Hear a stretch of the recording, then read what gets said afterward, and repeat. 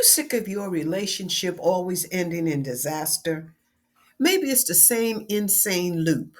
Either you're chasing someone who barely texts back, or you're clinging to them so hard you scare them away. You know something is wrong, but you can't figure out how to break the cycle. What if I told you this isn't bad luck? It's a secret program running in your brain since childhood. And today, we're going to hack it. In this video, I'm going to expose the three secret attachment styles that are destroying your love life and giving you the first steps to fix it, starting right now. If you felt that you are not alone, studies show 40% of adults struggle with this.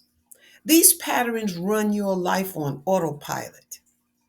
You don't even know it's happening. But once you understand them, you take back control. This comes from attachment theory.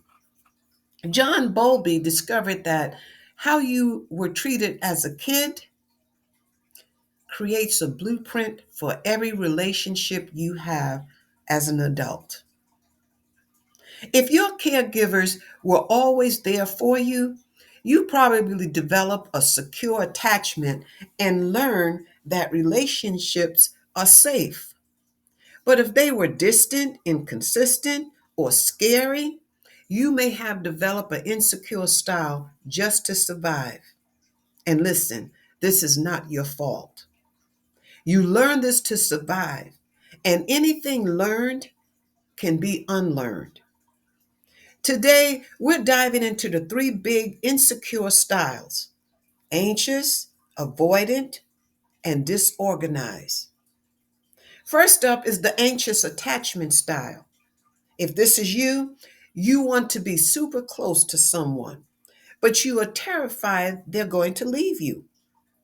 It's a constant battle. You spend all your time worrying about your relationship, going over every single word they said, and then you need them to constantly prove they still love you.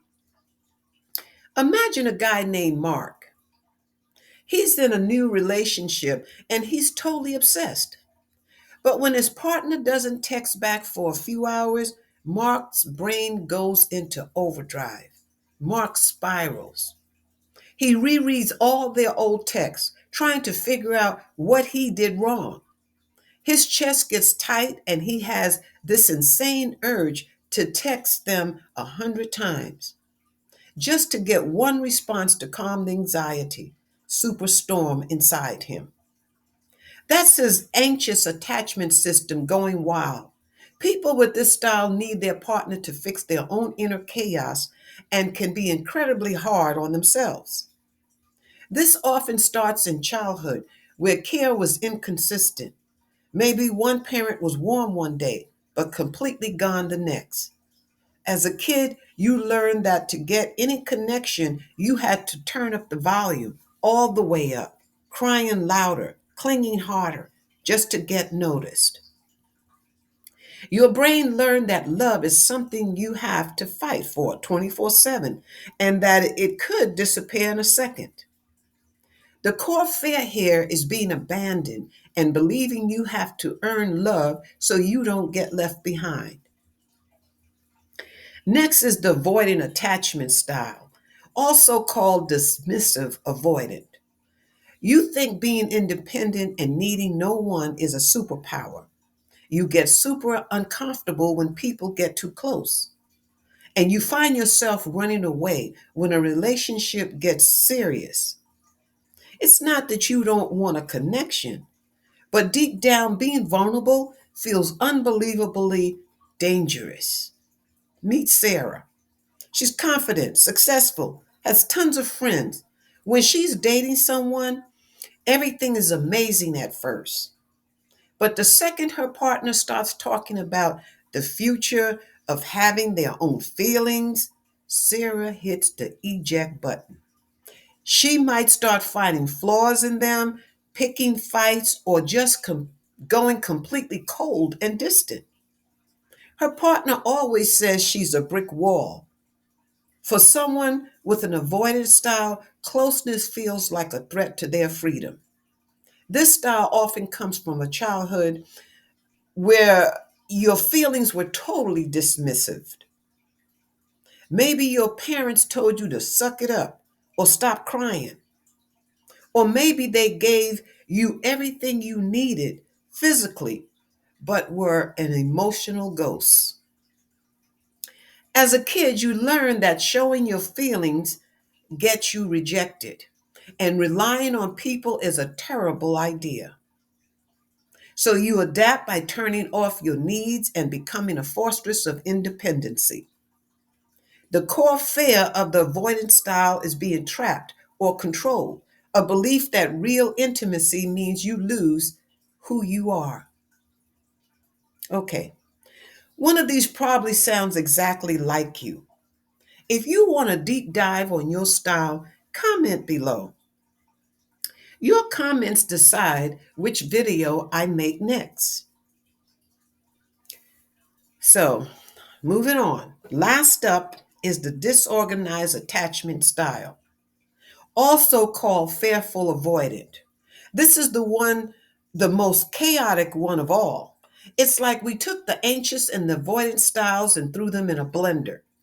If you have this style, you live with a crazy internal war. You want love so badly, but the second you get it, you panic and push it away. Think of Alex. In relationships, Alex feels like they're on a non-stop roller coaster. One day they might be clinging to their partner, needing constant proof they are loved, just like the anxious style. The next day they feel suffocated and push their partner away, just like the avoidant style. Their behavior is unpredictable and confusing to everyone, including themselves. They expect every relationship to be a disaster, so they'll even destroy good ones just to prove they were right all along. It's wild. This often comes from a childhood that was terrifying or chaotic. It can happen when a caregiver, the person who is supposed to be your safe place, is also the person you were afraid of. Imagine being a kid and the person you needed to run to for safety is the same person you need to run away from. It breaks your brain's wiring. This creates a fright without solution inside you. The core fears here are a complete mistrust of other people and a broken sense of self, leading to the belief that love is dangerous. This is just a beginning. Disorganized attachment often carries the deepest emotional contradictions, the longing for closeness and the fear of it, all tangled together. If this resonates, know that you're not broken. You're brave for naming it. Healing our attachment wounds isn't one size fits all journey. That's why I've curated a playlist of powerful videos from creators who speak to the heart of